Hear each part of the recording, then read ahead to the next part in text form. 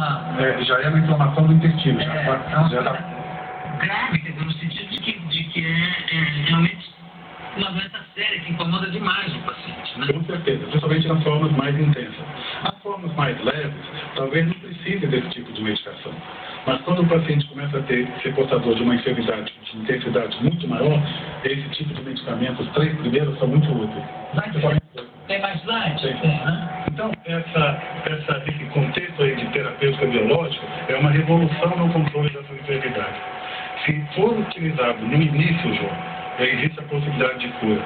Se for feito de forma mais avançada, é um excelente analgésico, restaura a liberdade de movimento. Eu vou te dar um exemplo no quarto item. Acho que o maior centro de cirurgia de prótese, de quadril, de joelho aqui em São Paulo, deve ser o Hospital Abreu Sodré da ACD. A ACD, essa organização filantrópica que você conhece, de auxílio a crianças defeituosas, tem um maior número. Eu tive fazendo um levantamento lá nos últimos 2 anos, são 400 cirurgias de prótese por ano. Se fosse 20 anos atrás, um número razoável dessas cirurgias seria por causa de artrite reumatoide. Isso estaria resolvido.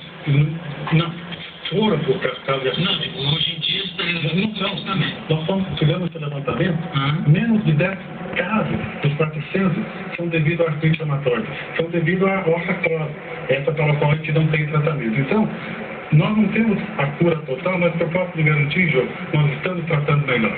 Pode tirar o slide. Eu peguei uns nomes aqui de doenças, porque eu sou um hipocondríaco de doenças estranhas, né? E aqui é um prato cheio. Então, eu queria que você explicasse o que são, por exemplo, a doença de Still. Doença de Still foi um médico inglês. É o nome que se dava para uma forma de artrite que o leigo acha que isso só dá em velho. Mas isso dá em criança, numa frequência muito menor, mas a artrite reumatoide pode dar em criança. Still é um médico inglês que identificou um subgrupo de artrite de criança, com febre, com dores articulares, e que ocasionalmente pode acontecer no adulto, mas é uma forma de reumatismo juvenil. Sarcoidose. Sarcoidose é uma doença mais imunológica, pode ter manifestações reumáticas, mas também corre aí por distúrbio daquelas células que Então, ela não tem presença, não pode surgir na pele também? Pode surgir na pele, pode surgir mais frequentemente no pulmão, em Dentro do pulmão.